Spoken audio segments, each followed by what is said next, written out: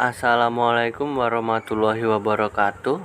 Nama saya Muhammad Doni Himawan dari Prodi Teknik Mesin. Saya akan menjelaskan tentang sistem operasi komputer. Sistem operasi komputer adalah perangkat lunak, sistem yang dijalankan langsung saat komputer mulai hidup, yang bertugas untuk manajemen perangkat lunak dan perangkat keras yang terhubung.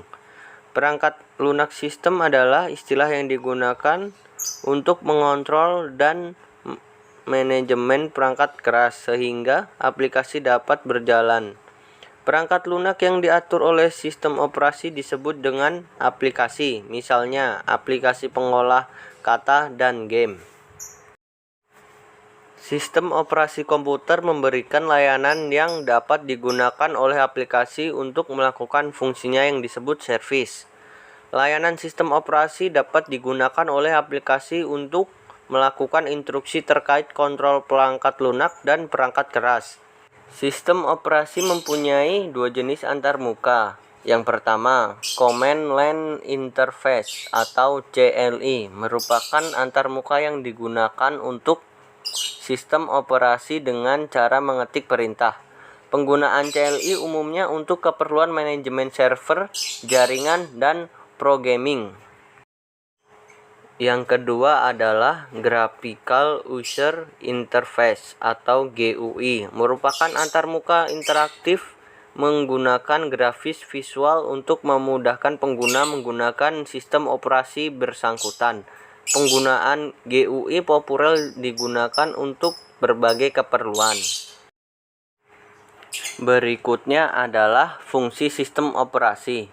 Sistem operasi mempunyai peran penting di dalam suatu sistem komputer. Berikut beberapa fungsi sistem operasi. 1. Memberikan tampilan utama komputer.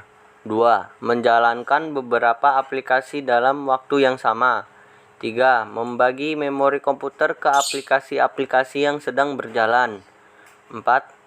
Menangani input dan output dari hardware yang tersambung pada sistem komputer. 5. Mengirim pesan ke aplikasi terkait kinerja sistem sehingga dapat diterima oleh pengguna sesuai dengan tujuan aplikasi. 6. Membuat catatan dari aplikasi yang dijalankan. 7. Melakukan manajemen partisi dan file. 8. Melakukan instruksi secara paralel ke prosesor untuk mengoptimalkan kinerja sistem komputer. 9. Manajemen akun pengguna sistem komputer. 10. Menghubungkan BIOS dengan driver dari suatu perangkat keras sehingga perangkat keras dapat dioperasikan.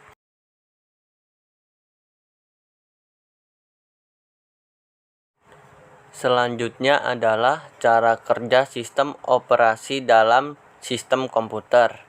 Di dalam sebuah sistem komputer terdiri dari perangkat keras, kernel, dan user space. Hardware merupakan bentuk fisik dari sebuah sistem komputer. Kernel merupakan core software yang bertindak untuk berkomunikasi dengan hardware dan software aplikasi.